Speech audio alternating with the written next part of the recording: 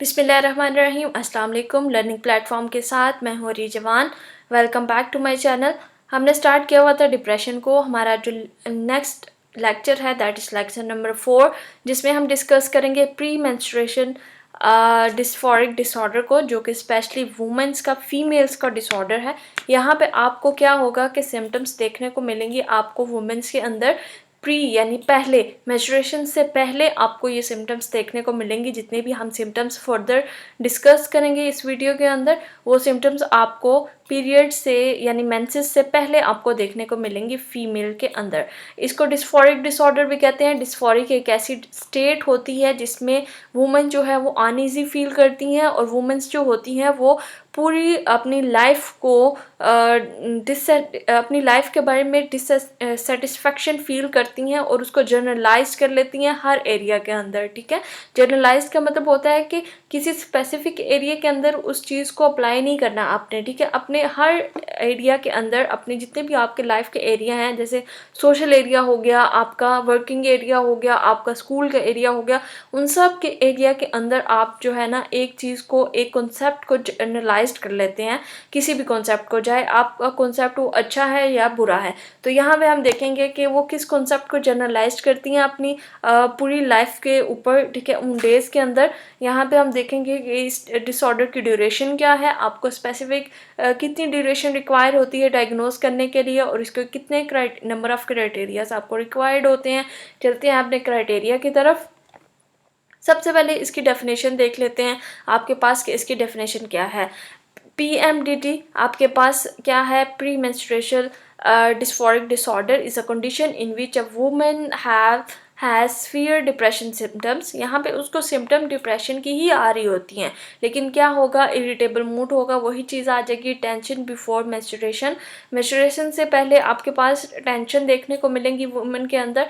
The symptoms of PMDD are more severe than those seen with pre-menstruation syndrome. अब यहाँ पे pre-menstruation syndrome अगर आपने इसके बारे में सुना हुआ है तो यहाँ पे कुछ सिम्टम्स जो हैं वो इससे मैच करती हैं, लेकिन इसमें और आपके पास डिस्फोरिक डिसऑर्डर में क्या डिफरेंस है?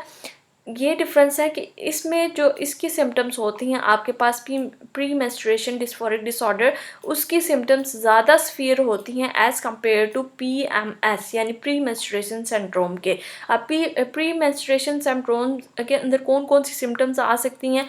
आपके पास आ सकता है फीमेल के अंदर मूड स्विंग्स हो सकते हैं, आपके पास जो उनकी ब्रेस्ट होती है वो टेंडर हो जाती है, बहुत उनको हार्ड फील होती है। इसके अलावा फूड की क्रेविंग होती है वुमन के अंदर। उसके अलावा आपके पास इरिटेबिलिटी आपको देखने को मिलेगी फीमेल के अंदर। डिप्रेशन की सिम्टम्स देखने को मिलेंगी। इसके अलावा आपके पास ये सारी सिम्टम्स आपके पास PMS में मिलती हैं, लेकिन यहाँ पे क्या है, ये माइल्ड होंगी। जबकि यहाँ पे अगर पेशेंट के अंदर प्री मेंस्ट्रुअल डिस्फोरिक डिसऑर्डर है क्लाइंट के अंदर, तो आपको ये सिम्टम्स जो है वो एट द पीक मिलेंगी, सीवियर लेवल पर मिलेंगी। ठीक है, ये माइल्ड सी सिम्टम्स का अगर हम देखें तो मोस्टली हम फीमेल्स जो हैं इनको एक्सपीरियंस करते हैं बिफोर मेंस्ट्रुएशन के।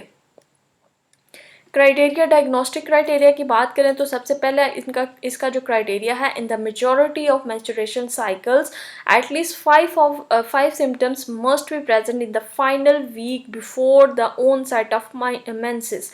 ये आपने चीज़ ध्यान में रखनी है कि यहाँ पे बिफोर मेंसेस आने चाहिए ये सिम्टम्स, ना कि आफ्टर और ड्यूरिंग मेंसेस नहीं आपने देखना। आपने देखना है कि अगर बिफोर मेंसेस ये चीज़ें आ रही हैं, सिम्टम्स आ रहे हैं पेशेंट के अंदर, कितनी सिम्टम्स रिक्वायर है? 5 सिम्टम्स रिक्वायर हैं, तो आप उसको डायग्नोज करेंगे PMDD यानी कि pre menstruation dysphoric disorder. Start to improve within a few days, जो कि इम्प्रूव होना स्टार्ट हो जाती हैं कुछ दिन के अंदर। ठीक है, and after own set of menses, और मेंसेस के बाद ये कम्प्लीटली जो है वो कुछ वुमेंस में ये बिल्कुल ठीक हो जाती हैं, कुछ वुमेंस में ये जो है वो माइल्ड सी रहती हैं। ठीक है, आपको देखने को मिलेंगी एंड बिकम मिनिमल और absent in the week post menses. ठीक है, प्री मेंसेस ये जो है वो ऑन सेट मेंसेस, यहाँ पे आपके पास मेंसेस के दौरान, और ये आपके पास प्री का एरिया है और ये आपके पास पोस्ट का एरिया है। प्री में आपको सिम्टम्स देखने को मिलेंगी 5 नंबर नंबर ऑफ सिम्टम्स, ठीक है। और यहाँ पे आप जब इस यहाँ से यहाँ इस तरफ जब पोस्ट की तरफ वुमेंस जाती हैं तो यहाँ पे जो सिम्टम्स हैं वो भी माइल्ड होना स्टार्ट हो जाती हैं। यहाँ पे माइल्ड सिम्टम्स आएंगी और यहाँ पे हो सकता है कि ये बिल्कुल ख़त्म हो जाए या बिल्कुल कम हो जाए, ठीक है, जब वो पोस्ट की तरफ जाएंगे। तो ये चीज़ आपके पास क्राइटेरिया नंबर ए है। नेक्स्ट क्राइटेरिया नंबर बी आपके पास क्या कह रहा है कि 1 और more of the following symptoms must be present. अब यहाँ पे इन्होंने 4 सिम्टम्स दी गई हैं, तो यहाँ पे आपके पास 4 सिम्टम्स में से एक या एक से ज़्यादा का मौजूद होना ज़रूरी है। मार्क्ड अफेक्टिव लिबिलिटी का मतलब होता है आपके पास कि इजीली जो है वो आप इरिटेबल हो जाते हो किसी भी चीज़ से, ठीक है, किसी भी चीज़ को लेकर। फॉर एग्जांपल मूड स्विंग्स होते हैं, फीलिंग्स सडनली सैड और टीयरफुल और इंक्रीज सेंसिटिविटी टू रिजेक्शन। अब यहाँ पे क्या है कि आप उसको जो है वो फीलिंग्स आ सकती हैं सैडनेस की, उसको फीलिंग आ सकती है, रोना आ सकता है उसको बहुत ज़्यादा छोटी छोटी बातों के ऊपर। इसके अलावा उसकी जो सेंसिटिविटी है रिजेक्शन को लेके वो इंक्रीज़ हो जाती है। यानी अगर कोई भी नॉर्मली उसको किसी चीज़ के लिए मना कर देगा तो वो क्या होगा, वो बहुत ज़्यादा रिएक्ट करेगी उस बात के ऊपर, वो सैड हो जाएगी, बहुत ज़्यादा सैड हो जाएगी। इतना सैड होना नहीं था नॉर्मली कंडीशन में, लेकिन वो बहुत ज़्यादा सैड हो जाएगी, रोना शुरू कर देगी। तो ये सिम्टम्स आपके पास आना स्टार्ट हो जाएंगी। मार्क्ड इरिटेबिलिटी और एंगर और इंक्रीज इंटरपर्सनल कॉन्फ्लिक्ट। अब यहाँ पे इंटरपर्सनल कॉन्फ्लिक्ट क्यों आ रहा है, ये देखें, ये चीज़ें आपस में लिंक हैं। अगर सेंसिटिविटी टू रिजेक्शन जो है वो इंक्रीज हो गया, मूड जो है उसका वो सैड हो गया, रोना आ रहा है उसको बात बात के ऊपर, मूड स्विंग्स हो रहे हैं, तो क्या होगा कि आपके पास जो इंटरपर्सनल कॉन्फ्लिक्ट्स हैं वो बढ़ेंगे। कैसे कि फैमिली के साथ अगर वो इरिटेबल मूड में है तो फैमिली कोई भी बात कर रही है, मदर बात कर रही है, फादर बात कर रहे हैं, ये सिबलिंग में से कोई भी बात उसके साथ कर रहा है, या पीयर का ले लेते हैं, फ्रेंड्स का ले लेते हैं, कोई भी उससे बात कर रहा है तो वो जल्दी इरिटेबल हो जाएगी, बहस नहीं करना चाह रही होगी उस वक्त, चाहे वो प्रोडक्टिव बहस हो रही है, ठीक है, या फिर कॉन्फ्लिक्ट बहुत मतलब उस तरफ जा रहा है, प्रोडक्टिव कॉन्फ्लिक्ट है, फंक्शनल कॉन्फ्लिक्ट है, लेकिन वो जो है वो इरिटेबल होगी। उससे क्या होगा कि उसका जो एंगर है वो पीक पे चला जाएगा, जिसकी वजह से जो कॉन्फ्लिक्ट ज़्यादा होंगे उसके फैमिली के साथ, फ्रेंड्स के साथ, पीयर्स के साथ। उसके बाद नंबर 3 पे आ जाता है marked depressive mood, feeling of hopelessness और सेल्फ डिस्पेक्टिंग थॉट्स। अब यहाँ पे क्या है आपके पास कि अपने आप को अंडर वैल्यू फील करेगी, होपलेसनेस फील करेगी, वर्थलेसनेस फील करेगी और मूड जो है वो डिप्रेस होगा। नंबर 4 पे आपके पास मार्क्ड एंजाइटी, टेंशन और feeling of being canned up और ऑन एज। ये सारी सिम्टम्स आपके पास आएंगी क्राइटेरिया नंबर बी में। इसमें से एक या एक से ज़्यादा सिम्टम का होना आपके पास ज़रूरी है, तब क्राइटेरिया नंबर बी आपके पास फुलफिल होगा। नेक्स्ट अब आपके पास आ जाता है criteria number C. Criteria number C में क्या है, आपको फर्दर कुछ सिम्टम्स दी गई हैं जिसमें आपके पास बताया गया है कि एक या एक से ज़्यादा, इसमें भी वही चीज़ आ गई है कि एक या एक से ज़्यादा सिम्टम्स जो आपके पास दी गई हैं 7 सिम्टम्स, इनमें से एक या एक से ज़्यादा सिम्टम का होना ज़रूरी है, तब आपका क्राइटेरिया नंबर सी जो है वो फुलफिल होगा। Must additionally be present to reach a total of 5 symptoms, यानी 5 सिम्टम्स के अंदर इनका भी होना ज़रूरी है when combined with symptoms from criteria B. जब आप क्राइटेरिया बी के सिम्टम को इसके साथ शामिल करेंगे तो क्राइटेरिया सी की इनमें से किसी एक सिम्टम का होना ज़रूरी है। नंबर 1 आपके पास आ जाता है decrease interest in usual activity. ये तो डिप्रेशन की एक मेजर सिम्टम है, ठीक है। यहाँ पे आपके पास फ्रेंड, स्कूल, फैमिली, हॉबीज़, इन सब में इंटरेस्ट जो है वो लॉस हो जाएगा। उसके बाद सब्जेक्टिव डिफ़िकल्टी इन कंसंट्रेशन, जब एक्टिविटीज़ में इंटरेस्ट जो है वो लॉस हो जाएगा। फटीग होगी, मूड लो होगा तो कंसंट्रेशन ऑटोमेटिकली जो है वो डिस्टर्ब होगी। इसके बाद लेथार्जी आएगी, फटीग आएगा, लैक ऑफ एनर्जी आएगी। ये चीज़ें हम ऑलरेडी डिस्कस कर चुके हैं डिप्रेशन के अंदर। मार्क चेंज इन एपिटेट या तो ज़्यादा या कम हो जाएगी, ये भी चीज़ हम डिस्कस कर चुके हैं। हाइपोसोमिया और इंसोमिया भी आ सकता है। A sense of being overwhelmed और आउट ऑफ कंट्रोल।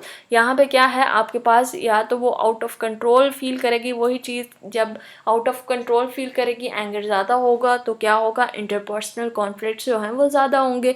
उसके बाद नंबर 7 पे आपके पास आ जाता है physical symptoms such as breast tenderness. ये मैं आपको ऑलरेडी बता चुकी हूँ जब हम बात करते हैं प्री मेंस्ट्रुएशन सिंड्रोम की, तो उसके अंदर ये सिम्टम्स आपको फिज़िकल सिम्टम्स भी देखने को मिलती हैं। तो ये फिज़िकल सिम्टम्स भी पेशेंट के अंदर आ सकती हैं। इसमें क्या है, आपके पास जॉइंट और मसल में पेन, स्वेलिंग, टेंडरनेस, ब्लॉटिंग।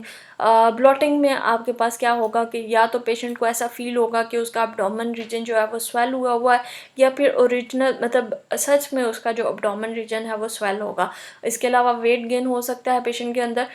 यहाँ पे आपके पास 7 सिम्पटम में से किसी एक या एक से ज़्यादा का होना ज़रूरी है, तब जाके आपके पास जो है वो क्राइटेरिया नंबर सी जो है वो फुलफ़िल होगा पेशेंट के अंदर। यहाँ पे छोटा-सा नोट दिया हुआ है इन्होंने, the symptom in criteria A to C must have been met for most menstruation cycle that occur in the preceding year. Preceding year का मतलब है कि यहाँ पे आपने प्रीसीडिंग पिछले साल को देखना है, और पिछले साल में जितनी भी उसकी मेंस्ट्रुएशन साइकिल गुजरी हैं उन सबको देखना है, और देखना है क्या उन सब में क्राइटेरिया ए से लेकर सी तक सारा फुलफिल हो रहा है या नहीं। ठीक है, पिछले पूरे साल की आपने देखनी है। ठीक है, इसका ये ड्यूरेशन है, आपने इसको नोट डाउन करना है, पिछले पूरे साल की उसकी मेंस्ट्रुएशन साइकिल्स को देखना है, और ये भी देखना है कि आपके पास जो क्राइटेरिया ए से सी है वो पूरा का पूरा फुलफिल हो रहा है या नहीं हो रहा। नेक्स्ट आपके पास क्राइटेरिया नंबर डी आ जाता है। क्राइटेरिया नंबर डी में आपके पास क्या है, the symptom are associated with clinically significant distress. ये हम ऑलरेडी डिप्रेशन में डिस्कस कर चुके हैं। डी स्ट्रेस या फिर आपके पास इम्पेयरमेंट काज होती है वर्किंग एरिया में, फंक्शनल एरिया में, रिलेशनशिप्स के अंदर, सोशल एक्टिविटीज़ के अंदर, और इसके अलावा जो है आपके पास पेशेंट जो है वो अवॉइड करना स्टार्ट, क्योंकि वो इरिटेबल हो रहा है किसी की छोटी छोटी बात को लेकर, हो सकता है वो आवाज़ से भी इरिटेबल हो। ठीक है, बहुत सारी लड़कियां ऐसे फील करती हैं इस ड्यूरेशन के अंदर कि उनको कोई ऊंची आवाज़ उनके इर्द गिर्द आ रही हो इर्द गिर्द, तो वो इरिटेबल फील कर रही होती हैं। वो कह रही होती हैं चुप कर जाओ, ये कर जाओ, मतलब कोई भी ना बोले, खामोशी उनको चाहिए होती है इस तरह की सिचुएशन में। तो यहाँ पे वो क्या करना स्टार्ट कर देंगे कि वो अवॉइड करना स्टार्ट कर देंगे सोशल एक्टिविटीज़ को। प्रोडक्टिविटी उनकी डिक्रीज़ हो जाएगी, एफिशिएंसी एट वर्क डिक्रीज़ हो जाएगी, स्कूल और घर के अंदर उनकी जितनी भी प्रोडक्टिविटी थी वो डिक्रीज़ हो जाएगी। जब उन्होंने अवॉइड करना स्टार्ट कर देना सोशल एक्टिविटीज़ को, तो प्रोडक्टिविटी ऑटोमेटिकली डिक्रीज़ होना स्टार्ट हो जाएगी। नंबर क्राइटेरिया जो आपके पास ई है, that is the disturbance is not merely N, ये वही चीज़ आ गई है कि आपके पास किसी और डिप्रेशन का डिसऑर्डर का जो आपके पास सिम्टम्स हैं वो इससे मैच ना कर रहे हो क्राइटेरिया। आपने इस चीज़ को ध्यान में रखना है। अदर डिसऑर्डर कौन कौन से हो सकते हैं, मेजर डिप्रेसिव डिसऑर्डर हो सकता है क्योंकि उसमें फिटीग, लॉस ऑफ वेट और ये सब चीज़ें आ रही होती हैं। पैनिक डिसऑर्डर हो सकता है, प्रेसिस्टेंट डिप्रेसिव डिसऑर्डर हो सकता है। अब यहाँ पे आपको ऑलरेडी हमने डिस्कस किया था कि इसका जो क्राइटेरिया है वो 2 ईयर का है। तो जब आप प्रीसीडिंग उसके ईयर्स को देख रहे होंगे, उसकी मेंस्ट्रुएशन साइकिल को देख रहे होंगे, तो आपने इस चीज़ को ध्यान में रखना है कि क्या वो प्रेसिस्टेंट डिप्रेसिव डिसऑर्डर से तो नहीं मिल रहा, डिस्थाइमिया तो नहीं है पेशेंट को जिसकी वजह से उसको ये सिम्टम्स आ रही हैं कि कुछ अर्से के लिए सिम्टम्स स्टॉप हो रही हैं, फिर आ रही हैं, फिर स्टॉप हो रही हैं, फिर आ रही हैं। तो ये चीज़ भी आपने देखनी है। अगर तो डिस्थाइमिया का जो क्राइटेरिया वो फुलफिल हो रहा है, तो फिर आपने जो है इसको pre menstruation dysphoric disorder diagnose नहीं करना। ठीक है, आपने इनके जो क्राइटेरिया है इनको डिफ्रेंशिएट करना है यहाँ पे आके, क्योंकि हमने ये लास्ट वीडियो में जब डिस्कस किया था प्रेसिस्टेंट डिप्रेसिव डिसऑर्डर को, तो हमने देखा था कि उसका जो ड्यूरेशन है वो 2 ईयर्स का है, तो वहाँ पे भी सिम्टम्स का गैप आ सकता है। तो यहाँ पे भी हमने कहा कि ऑन सेट जब मेंसेस आना स्टार्ट होते हैं उनसे पहले उसको सिम्टम आना स्टार्ट होती हैं। तो ये चीज़ आपने देखनी है कि अगर उसका ड्यूरेशन उससे मैच कर रहा है या नहीं कर रहा। और पर्सनैलिटी डिसऑर्डर भी हो सकता है पेशेंट को, ऑल्दो इट मे को occur with any of this disorder. अब यहाँ पे एक और चीज़ है कि ये को अकर भी हो सकता है इन सब डिसऑर्डर्स के साथ। हो सकता है कि पेशेंट को प्रेसिस्टेंट डिप्रेसिव डिसऑर्डर के साथ साथ प्री मेंस्ट्रुएशन डिस्फोरिक डिसऑर्डर भी हो सकता है पेशेंट को पर्सनैलिटी डिसऑर्डर के साथ साथ उसको प्री मेंस्ट्रुएशन डिस्फोरिक डिसऑर्डर भी हो। ठीक है, तो ये को-अकर भी हो सकता है आपके पास, और ये भी है कि इसको डिफ्रेंशिएट भी आपने करना है ध्यान से। जब आप इसके ड्यूरेशन को और जब आप इसके नंबर ऑफ़ क्राइटेरिया को देखेंगे तो आपको पता चल जाएगा कि किस तरह से डिफ्रेंशिएट हो रहा है। नेक्स्ट आपके पास क्राइटेरिया नंबर एफ है, कि criteria A should be confirmed by prospective daily rating. आपने उसकी डेली रेटिंग देनी है कि आप मेंसेस से पहले आपका मूड कैसा था, मेंसेस के बाद, मेंसेस के दौरान, ये सारी चीज़ें आपने नोट करनी है और देखना है कि जो उसको मेंस्ट्रुएशन की साइकिल्स आई हैं जिसके दौरान उसकी जो सिम्टम्स हैं वो अपीयर हुई हैं, कोई सी 2 आपने ले लेनी है और उनको कंपेयर करना है जो उसकी डेली रूटीन है उसके साथ, और फिर देखना है कि ये जो है आपके पास सिम्टम्स उसकी सिंड्रोम की तो नहीं है, ठीक है। उसको कंपेयर करके फिर आपने इसको कंफर्म करना है क्राइटेरिया ए को। The diagnosis may be made provisionally, ठीक है। उसके बाद क्राइटेरिया नंबर जी आ जाता है आपके पास, the symptoms are not attributable to. ये वही चीज़ आ गई आपके पास कि कोई भी फिजियोलॉजिकल इफेक्ट ना हो, कोई सब्सटेंस यूज़ ना कर रही हो वुमेन, कोई ड्रग अब्यूज़र ना हो, मेडिकेशन यूज़ तो नहीं कर रही, कोई ट्रीटमेंट तो नहीं करा रही किसी भी डिसऑर्डर को लेकर, और एन अदर मेडिकल कंडीशन जिसमें आपके पास हाइपरथायराइडिज्म आ जाता है, जिसमें थायराइड ग्लैंड की प्रोडक्शन जो है वो ज़्यादा हो जाती है, जिसकी वजह से बहुत सारी सिम्टम्स अपीयर होते हैं, बहुत सारी मेडिकल कंडीशन से सफ़र करता है इंसान। तो ये चीज़ भी आपने देखनी है। ये थी हमारी आज की वीडियो जिसमें हमने डिस्कस किया प्री मेंस्ट्रुएशन डिस्फोरिक डिसऑर्डर को। वीडियो हेल्पफुल रही होगी आपके लिए, उम्मीद करती हूँ। लाइक कीजिएगा, सब्सक्राइब कीजिएगा और शेयर करना भी मत भूलिएगा। मिलते हैं अपनी नेक्स्ट वीडियो में जिसमें हम डिस्कस करेंगे अपने नेक्स्ट डिसऑर्डर को। तब तक के लिए फ़ी अमान अल्लाह।